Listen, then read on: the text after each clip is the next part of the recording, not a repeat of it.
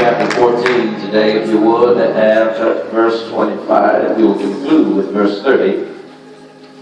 It is an awesome privilege to be here at the Amity Church, this strong pillar in the community, a church that God has blessed tremendously to stand. We are very, very excited about what God is getting ready to do in the future. Can you say amen to that? Amen. Amen. And if you believe that God is most definitely getting ready to open some doors, you need to become excited about that. Yes, sir. In fact, the Bible says that let the redeemed of the Lord say so. Say so. In fact, you lost Mother, well, we haven't lost, L-O-S-T, lost Mother Powell. She would sit in the corner for many years. Y'all want to help me here. Yes, sir. Waiting on the preacher. Whatever was going on in there. And she would at some point tell him to just say so. Yes, sir. Y'all know what I'm talking about. Yes, sir. Waving her hand in that corner to go out and say so. And I'm here to tell you that that wave was a clarion call for somebody who had been blessed. Tremendously blessed, and God had done. If God has done something for you, you ought not wait on somebody to tell you. Yes, sir. To say so, because your mind ought already be prepared to give God the glory and the praise. Why you say that? Let me help you to understand that if perhaps you don't have anything to give God thanks for, I've got at least about 5 reasons that you ought to give God praise. In fact, number 1, He woke you up this morning. Yes, sir. If you ain't got a dime in your pocket, He at least woke you up this morning. Yes, sir. Number 2, if you ain't got a fine car, He woke you up this morning. Yes, sir. Well, number 3, if perhaps you don't have a house on the hill, He woke you up this morning. Y'all still ain't got it. Number 4, if perhaps you don't have the best job in the city, He woke you up this morning. Y'all still ain't got it. Number 5, if perhaps everybody around don't like you, you may not have a whole lot of friends, but guess what? He woke you up this morning. Yes, sir. And you ought to tell God, thank you, in the face of what Satan said that you would see. Is there anybody here that knows that the devil wanted you to be destroyed? Yes, sir. But because of His grace and His mercy, He woke you up this morning. In fact, you got your right mind. You started off to come to Amity, and you didn't end up at anywhere. You ought to thank God that everything that God has done for you. Yes, sir. Totally, they said it again. There are some of you who God's bullet, and you didn't even know that you were in danger. Look at all the shooting that's going around this city. Yes, sir. I tell you, you want to thank God that He protected you in the midst of all the calamities and all the problems that are going on in this city. Somebody in this room ought to say thank you. Thank you. There's a building around on Donald Street, y'all is telling you, that God allowed you to have for quite some time. But some kind of way, He allowed you to move around the corner. Yes, sir. After much planning and anticipation, and He blessed you in some greater. Yes, sir. For we ought to have a praise that says that I am glad to be in the service one more time. Is there anybody in here that's glad to be in the service just one more time? Yes, sir. You know He didn't have to let you live, but God has placed His hand on you. He didn't have to heal your cancer, but He did it anyhow. Yes, He sir. didn't have to give you the joy you got, but He made a way. I'm sorry about you, but somebody in here ought to tell God, thank you. Yes, sir. Say it, son. Because I'm still alive. Now I ain't got a hoop now. Hallelujah. Stand with me in reverence of the word today. We give great, great honor to Dr. Houston today. Amen. One of the pillars of the church. Say amen. Amen. We give great honor for him. All of these other pastors and ministers, these prognosticators of the gospel of Jesus Christ. We are very glad to be here. The text says at Matthew 14, beginning at, I said about 25. So let's go ahead and read the text. Y'all got time? Yes. Let's start at 22 so that you can get a great caption in the event that I'm not able to talk about it. Let's start at 22 because this talks about Jesus getting ready to go to pray. While getting ready to go in and have prayer, going into solitude, you'll discover that the text says that Jesus says straightway. Are you with me here? Straightway is the shortest distance between any two locations. He says straightway he constrained. Somebody say constrained. Constrained. He made the disciples. Are you with me here? He made them to enter into the boat and to go before him unto the other side, till he should send the multitudes away. Are you with me? Verse 23 says, and after he had sent the multitudes away, he went up into the mountain apart to pray. In other words, he went by himself. He did not want anybody else to go with him. He went apart to pray, and when even was come, he was there. Come on, help me say alone. Alone. Come on, if you read it, you'll get some understanding. But the boat was now, good God Almighty, in the midst of the sea, distressed, don't forget that, distressed by the waves, for the wind was contrary. Yes, Verse 25 says, and in the fourth watch of the night, somebody say the fourth watch. The fourth watch. About 3 o'clock a.m., between 3 a.m. and 6 a.m. in the morning. The fourth watch of the night, watch this, it says, that he came unto them walking upon the sea. I don't know about y'all, but I don't know anybody that wants to be walking around about 3 or 6 o'clock in the morning, regardless. Y'all ain't settling there. What's going on in my life? I don't want anybody to come out doing something they've never done. But look at it. He came to them walking on the sea, and the text says that they were troubled, and they declared, it's a ghost. And they cried out for fear. Is it in your Bible? Yes, sir. Verse 27 says, but straightway, come on, straightway Jesus spake unto them, saying, be of good cheer. Why? It's me. He says, it's truly me. Don't mistake it. Don't allow anything to infiltrate your mind. This is really me. I am who I am. Are you with me? He says to them not to be afraid. Verse 28 says, and Peter, cussing Peter, come on, unruly Peter, outspoken Peter, you know him, don't you? Answered him and said, Lord, if it be you, bid me to come unto thee on the waters. And Jesus said, come on. And Peter went down from the boat, come on, and walked upon the waters to come to Jesus. But when, here it is, when he saw the wind, Yes, sir. when he saw the wind, he was afraid and beginning to sink. And he cried out, saying, Lord, save me. I want to talk to you for just a few moments, if you don't mind. Please write this down. I want to talk about the preparatory storm. Talk about a preparatory storm. I want to talk about a storm that is preparatory. Yes. I want to talk about a storm that prepares us for life. Yes, sir. In fact, if you look at the theological expression of this text, particularly here, you'll see that Jesus is on his way out of the earth realm.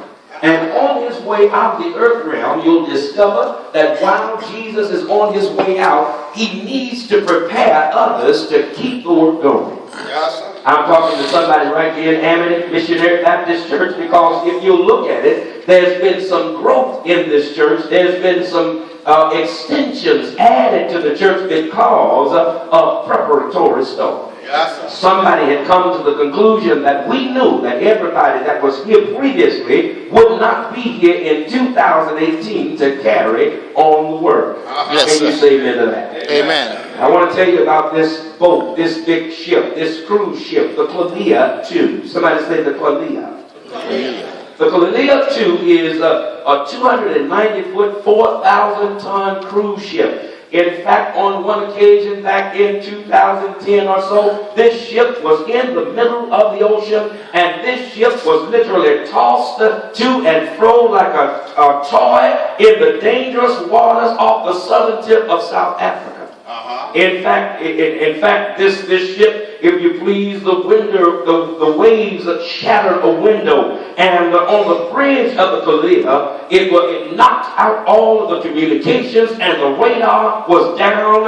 And watch this, the captain had to declare a state of emergency. And I'm here to tell you today that in the midst of emergency, they found themselves totally incapable of reaching anybody outside of that boat. I'm here to tell you that in the midst of this trying time, this challenging moment, they found themselves being aided by another ship that was out in the waters at the same time. And fortunately, this ship had the ability to link it up to them. Are you with me here? And they shot a line over so that they could make communications outside of the boat, outside of that ship. But what happens is that this boat had been pulled back to safety. Come on, somebody shout safety. Safety. But here's what happens. At some point when they got back to the shores, there were reporters there making an effort to find out what had taken place while on board. Yes. In fact, they began to give their testimonies, and Ken Mates declared, he says, listen,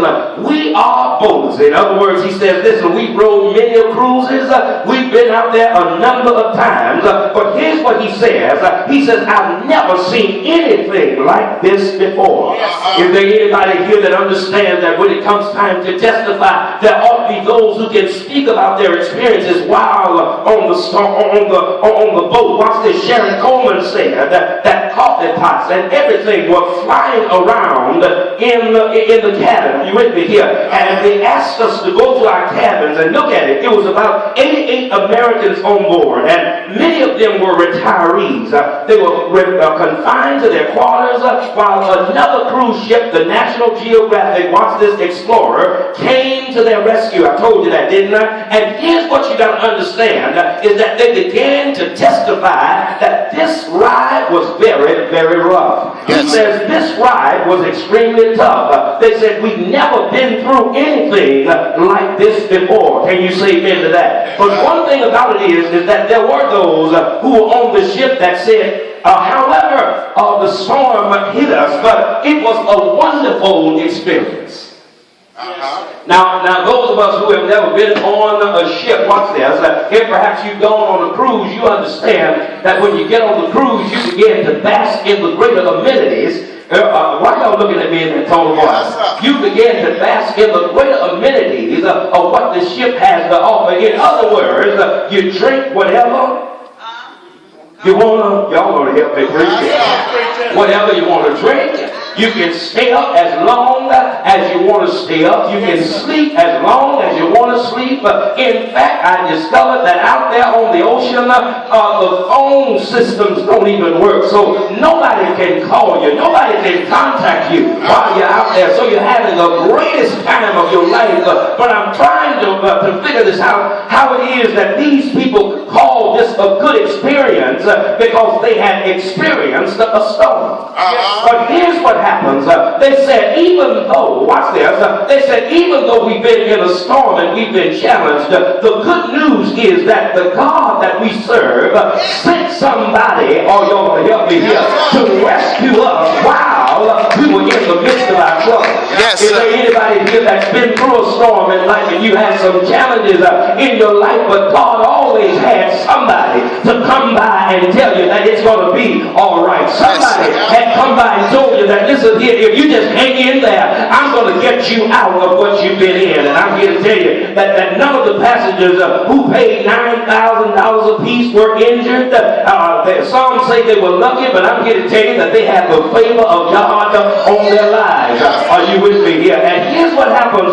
This voyage took them through the notorious Drake Passage, an area that sailors say is one of the most treacherous in the world. But here's what you need to get. Preparatory storms do not have specific classifications. All right. Many of us in here classify ourselves either Republican or Democrat. Come on, there are liberals and intellectuals, the rich and the poor. Are you with me here? Regardless of whether they paid $9,000 or $90, everybody on that ship was in a storm. Yes, sir.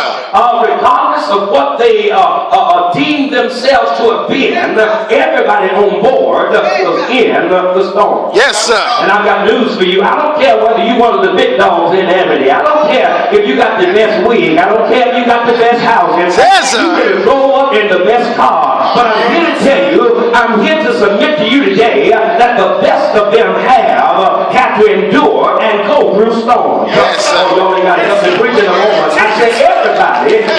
to go through a storm at some point in your life. Can you say amen to that? Amen. I don't care who you are. I don't care what you've been through. And if you hadn't had a storm just yet, you just keep on living. Because a storm will find your door. A storm will find you out. Can you say amen to that? Amen. These people on the ship certainly didn't expect to encounter any difficulty, but it was an experience that made them give thanks to the Almighty God. Yes, sir. I'm here to tell you that your storms at some point will make you give thanks. Is there anybody here that's ever been through something in life that pressed you to tell God thank you? Yes, sir. And by the way y'all looking at me, I think it would be hard to really identify with those of you who've been through storms, because when you've been through a storm, you don't care who's looking at you. Yes, sir. When you've been through a storm hard enough, it don't matter what they think about you. When you've been through a storm bad enough, you began to praise God and you declare the hell with everybody else that think they know anything about me. Because the storms that I've encountered, I can sing and declare that I've been through the storm and the rain. But now I'm waving my hands because I made it. Yes, sir. I'm giving God the praise because I made it. They're looking at my glory, but they don't know my story. That's why you ought to give God some praise. When you come to Amity, you ought to make up your mind that when I enter into his gates, I'm coming in with thanksgiving. Yes, sir. When I enter into his court, I'm coming in with praise. Is there anybody here that knows that praise is either verbal? Come on, it's either verbal or physical. I said it's either verbal or Physical. you ought to look like praise if you ain't no sinner. Yes, sir. Look Yes, sir. you ought to look like praise. Yes, sir. You're just going to open your mouth. The old folks said, if I couldn't say nothing, I would at least just wave my hand. Yes, sir. Look at a neighbor and tell him, say, neighbor, I've got something to shout about. Because of where God has brought me from. It ain't where I wanted to be, but I thank God it ain't what it used to be. Yes, sir. God has opened doors. Come on, somebody look like praise. Look like praise. Yes, sir. It's either verbal. Come on, I said it's either verbal or Physical. I'll give you a great example. Here it is. There's a difference between being happy and having joy. Yes, sir. See, because happy is temporal. Happy is based on the circumstances. Yes, sir. But when you got joy, it don't matter what's going on. Yes, sir. Even in the midst of the storm, you still. Yes, sir. Let me give you an example. Let me help you. When you go down to the wind creek. Yes, sir. Yes, sir. That's happy. But when the gas man comes to cut your light on, your gas off, and you don't know where the money is coming from, and you still. That's when you know you got joy. Yes, sir. When your man done walked out on you and you still coming into Amity. Yes, sir. God to praise. That's when you know you got joy. Yes, sir. When people are talking about you like a junkyard dog, but you still giving God praise. That's when you know you got joy. Yes, You got a neighbor and say, neighbor, I'm not just happy, but I got the joy of the Lord. And the joy of the Lord is mine.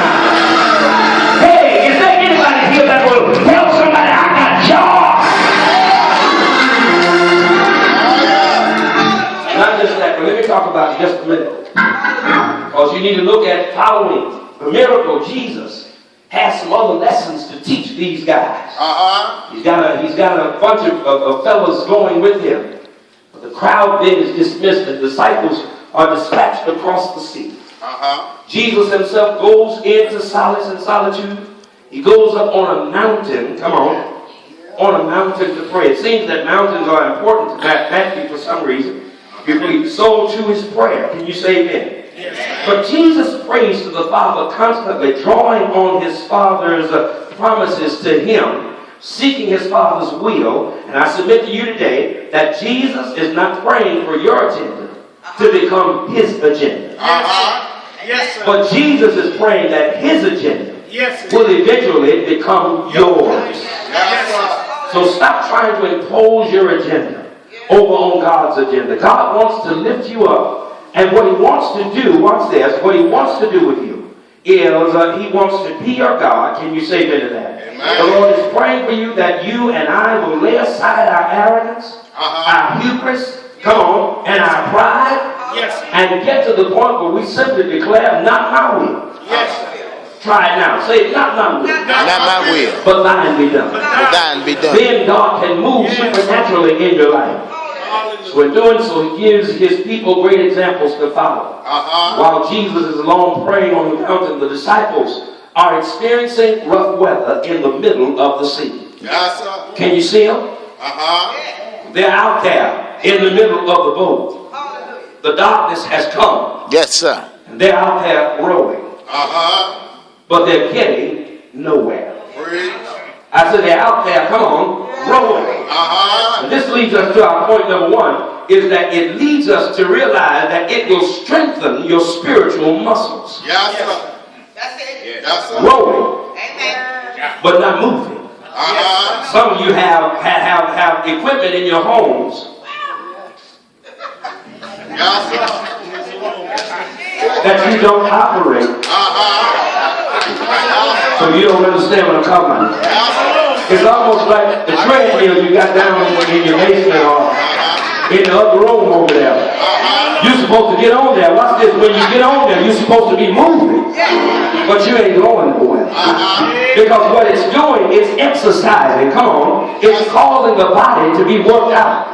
And here Jesus has his disciples. In a place they were, come on, rowing. But they weren't getting anywhere. Yes, sir. So what happens is that his reasoning and rationale for this is because this is their spiritual exercise. Yes, sir. Is there anybody in this room that has been in that place where verse 30 or 24 says, but the boat was now in the midst of the sea? Distressed. Have you ever been distressed by the waves of life? Yes, sir. I mean, it seems like as soon as you fix the washer, the dryer breaks down. You're rowing. Come on. As soon as you fix the car, come on, talk to me, the van breaks down. Rowing. Y'all hear? And not just that, but listen here. As soon as you get the dog under control, the cat starts jumping out the window. You're rowing. And these are moments where God is allowing your spiritual muscles to be strengthened. Can you say amen to that? Amen. Disciples on a 5-mile journey, and it's taking them all night to get there. Yes, sir. That's what happens in life. Sometimes you feel like you should have been at certain points in your life by now, but because of God's providential plan, sometimes God will hold off graduation because you're not ready to go into the next dimension. So many people want to come up to the pastor talking about, well, you do our wedding. Y'all ain't selling it. But if you don't clean up behind yourself. Yes, sir. Look at a neighbor and say, you don't need no husband. Y'all ain't. If you're not cooking for yourself. Y'all ain't. Yes, sir. If you got a man that don't want to go to work. Yes, sir. You ain't ready for no wife. Y'all ain't either. What has to happen is that God will place those stumbling blocks in our way to give us a sign to show us that we're not ready to go in just yet. In fact, if I were them, I wouldn't want to go if Jesus wasn't there anyway. Yes, sir. The presence of God is important in every element of your lives. I'm over my time. Watch this. But here's what happens. They're on a 5-mile journey. They cut across, if you please, the northern tip of the lake of Bethsaida toward Gennesaret. They were fighting contrary winds. Are you with me here? Which implies, again, they were having to row. Not only were they having to row into the wind, but they also were being buffeted by high waves. And this storm, if you please, this storm is a difficult place to be because it's sometimes the storm of financial favor. Or failure, if you please, that God will allow you to go through foolish friendships, fickle favors, and the wave, if you please, of sickness, stupidity, slothfulness, and sometimes these elements flood your way, not because you've done anything wrong, but because you have the audacity to obey God and do what He said to do. I want to submit to you today that sometimes when you get into some troublesome moments, it's not all the time because you've done something bad. God also allows His children to go through for the strengthening of their muscles. Can you say amen to that? To obey God, there are moments that storms will break out in your life. Now, just because you're in love with Jesus, following Him does not inoculate you from your experiences of difficulty. I said that does not exclude you from having to go through problems. Just because you come to church does not mean that you will not experience some difficulty. In fact, you got some troublesome folks in the church. Yes, sir. I'll say it again, you got some troublesome folks in the church. Yes, sir. Did you hear what I said? When storms do show up, it may be a sign that you're on the right track. Some of you need to make for certain that when you're not experiencing anything, make for certain you're not on the side with the devil. Because the devil does not bother people who he's already got. Can I get a witness? What happens is that we've got to make sure that we have our spiritual muscles enhanced. I wish I had time, but watch this. It will enhance, watch this, it will enhance your spiritual muscles. It will strengthen your spiritual muscles, but then number two, watch this. It will enhance your understanding on God's providential timing. Yes, sir. Here it is. Watch this. You must understand that God does not operate on your time. Yes, sir. I said God does not operate on your time. No, sir. The old folk put it like this. They say, he may not come when you want it. Yes, sir. But he'll come right on time. Yes, yes. In fact, if you look at verse 25, you'll discover that it was the fourth watch of the night. Between 3 and 6 a.m., Jesus comes out walking on the water. Yes. In fact, I've discovered that the God that we serve operates in preparatory capacity. In fact, you look at it, before the foundation of the world, a lamb had already been slain. Yes, sir. I said our God works in the preparatory capacity. In other words, before he plans or provides a meal, God is going to get the food ready. Yes, sir. I'm here to tell you, it was David who declared that on every instance he says, the God that I serve is my shepherd. Not just is he my shepherd, but he says, I'll never want for anything, because even in the midst of my enemies, he prepared a table before me. And he already knows everything that's going to happen in my world. Isaiah sees centuries down the line and calls Jesus a suffering Savior. I said he works in preparatory capacity. Isaiah, a prophet that saw centuries down the line and called Jesus a silent Savior. Not just that, he called him a sinless Savior. How in the name of God that Jesus had yet to be born, or even discussed in their view, was Isaiah able to talk about he was wounded for our transgressions and bruised for our iniquity, and the chastisement of our peace being upon his shoulders. Paul picked it up and he declared that while we were yet sinners, I said the God that we serve operates in preparatory capacity. While we were yet sinners, Christ died for our sins. Can you say amen to that? I want you to understand today that if perhaps you're in a place where you thought that God should have done something earlier, or you thought that he should have done something by now, I'm here to tell you that delay has purpose. Hey, look at a neighbor if you can and tell him, say, neighbor, delay has purpose. The reason why God didn't give you John is because John was crazy as if I was at home, I tell you. John was crazy as the devil, and you ought to thank God you ain't got John. The reason why God didn't bless you with Shirley, she was fine, but you thank God that God didn't give you Shirley, because I'm telling you, Shirley would have tore your life up. Yes, sir. Delay has purpose. Y'all tell me, we're busy coming in many times, following behind lips, hips, and fingertips. Y'all tell me, and we find ourselves in the greatest problem that we never had in our lives. And I'm here to tell you right now, I'm willing right now to take a 2-liter. Y'all tell me, whatever God sends my way, if she's willing to be on my side, I'm going to trust that God will open the door. Yes, sir. Anybody here that declares that blind, crippled, or crazy, whatever God has for me down in my future, I'm going to thank him for it in advance. Yes, sir. Delay has purpose. There is no delay in Jesus. Rick Warren says delays never destroys God's purpose. Have I a witness? One thing you must understand is that in this moment, they had battled the ways, they had been through the challenges and the troubles of their lives. But one thing I need to tell you about, and I'll help you in synopsis fashion, watch this, is that there are some significant elements about cows. Somebody say cows. Cows. One thing about cows is that they deal in God's timing because they can't talk.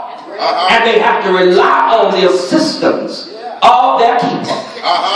One thing about them is that there's something significant about them simply because cows have multiple stomachs.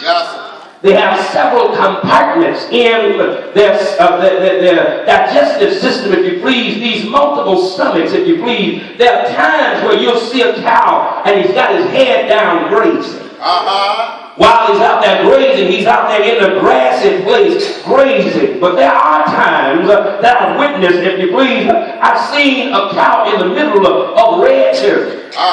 No grass in close proximity. But I noticed that the cow was still sitting over there chewing. Are y'all helping me preach? There's something significant here because this is called the cud. Somebody say the cud. Now what happens with the cud is that when he's in green pastures, he goes in and stores up the green grass while he's in good area, but when he gets in a dry place, because he has compartments that are storing good green grass, he regurgitates what's down on the inside. Yes, sir. And he's able to chew when ain't nothing around. I'm trying to make somebody know that you need to begin to give God glory in the good green pastures. So that when you get in a dry place, you have something that you can regurgitate and chew on when you get in a bad place.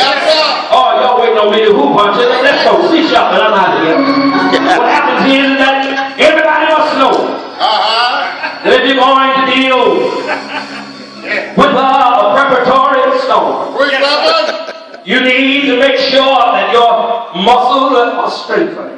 Yes, sir. You need to make sure that you understand God's timing. Yes, sir.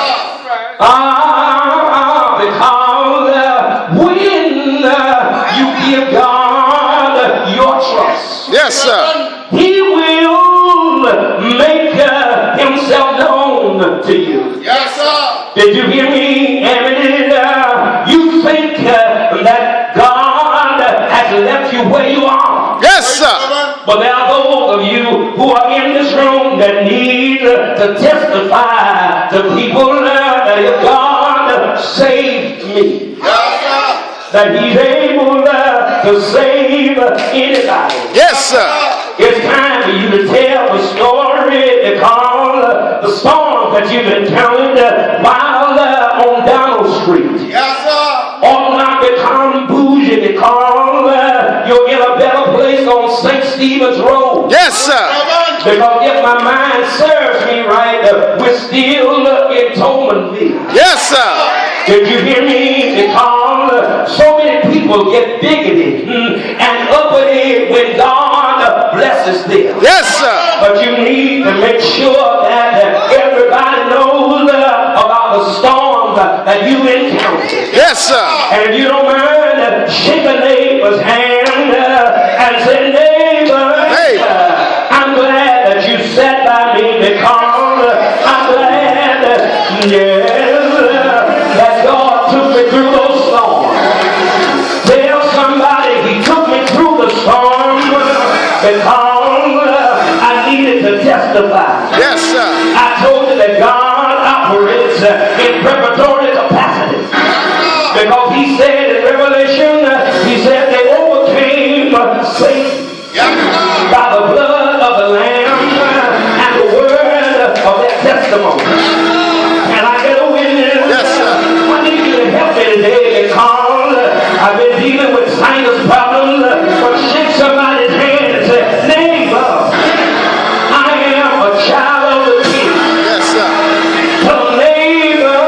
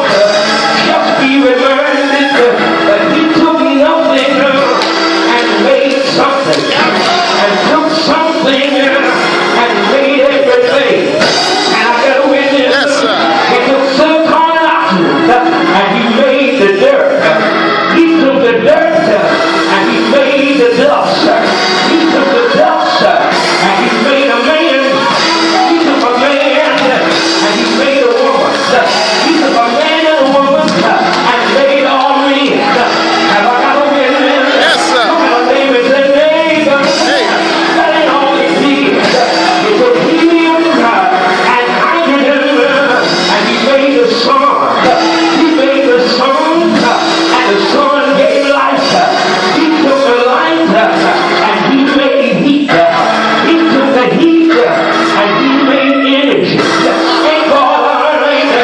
Tell somebody that he only did. Say, neighbor, he took Enos first and he made a seed.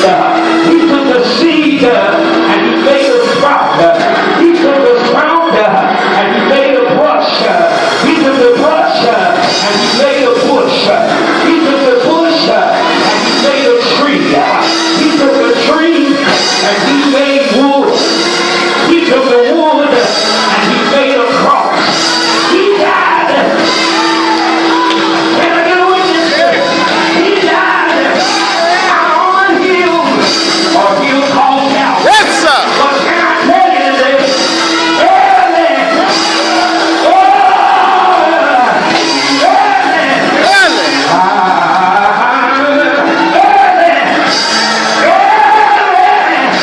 One Sunday morning, he got up with all power in his hand. Shake somebody and rock somebody. You only helping me here. Yes, sir. I said shake somebody and rock somebody. Yes, sir. Shake them in my money. Rock them and shake them. Say, neighbor, be not dismayed. Whatever may be the tide, God will. God will. God will. God will. Yes, sir. Take care of you. Won't he do it? I said, won't he do it? Yes, sir. Won't he do it? Somebody shout, yeah. Yes, sir.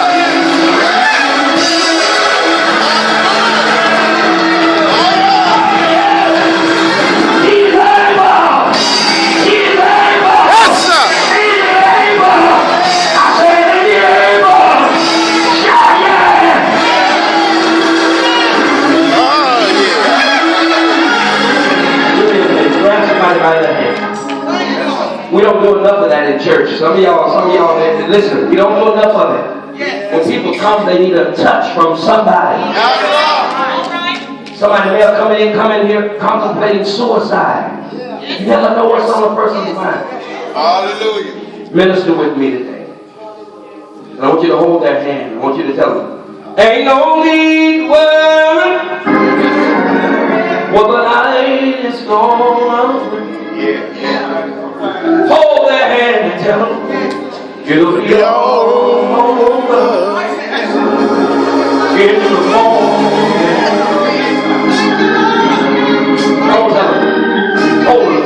Ain't no need to worry what the night is gonna bring. Can I get a witness here? Hey Lord, it'll be all over. Can you come and hold my hand? Come on. Tell them this. In the morning,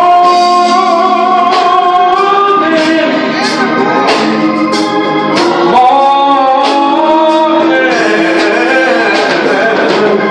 Lord, it'll be all.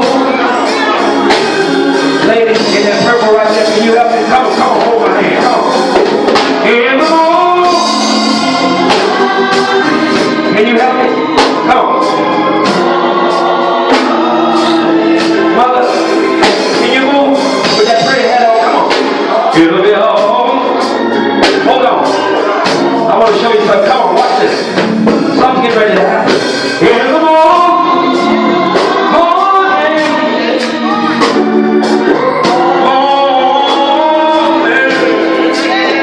Oh, somebody's hand. It'll be all over. In the morning. Come on. Come on, sing. In the In the morning.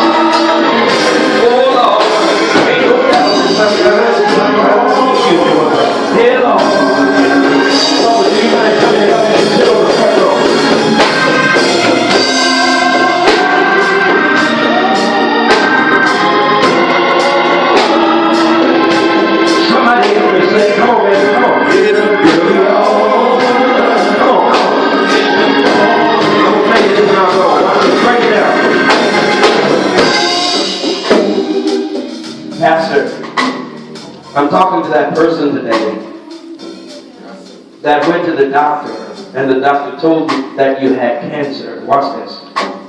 I want you to know something.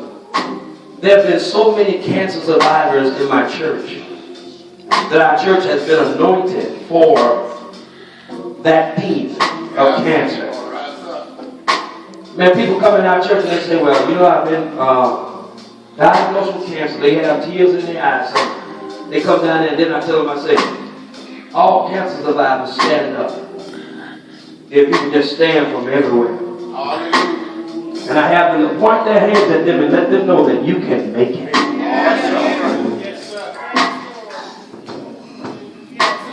Some of them try to hide it and you think that they're getting by, but I got news for you. There's nothing that you can do by yourself. Yes, sir. You need other people to support you. And the only way that we're going to see a greater growth on St. Stephen's Road is that we have to recalibrate our thinking. Stop trying to make people look right. It's all right to come in with jeans on. Yes, sir. Come on, raggedy. Come on. I know what I'm talking about. Pastor will accept them just like they are. And then it's up to us, Miss Dozier from Maryville. You don't think I know my son? I'm 40 years old. It's been all those years. I ain't never forgot. Are you all listening to me? My second grade teacher was 90-some years old when she passed away just a few months ago over in 2017. She came to my installation. She brought me my first commentary. But I'm going to tell you something about my second grade teacher. She would take you and shake you until you couldn't think straight. And do you know why this spirit of evil is running rampant in this city? It's because the shaking has ceased. Yes, sir. We scared of the police. I saw Pastor take up a benevolent offering, and I tell people at my church, if you go to jail for whooping the hell out of your children, I got news for you. The Bible said so. It said to beat the hell out of them. It will save them from wrath. It's going to save them from hell, is what the text says. That's Bible. Why y'all looking at me like I'm cussing? I ain't doing like that. So here's what happened. Watch this. I know I'm over my time. But will you do this week as we get ready to fill our bottles up with the dimes? Watch this. I want you to go out of your way to invite somebody to this church. And when you invite them, when y'all went around loving on people, man, that was exciting. But I have to admit, I have a sinus headache going on. I'm serious. My voice, I howled so much last night. Y'all get it? But here's what happens. Watch this. Please know that God is going to increase this church like never before. Pastor, are you ready to go to more than one service? It can happen right here. Then people going to start talking about you because they're going to call you a mega church. Y'all better listen to me. We must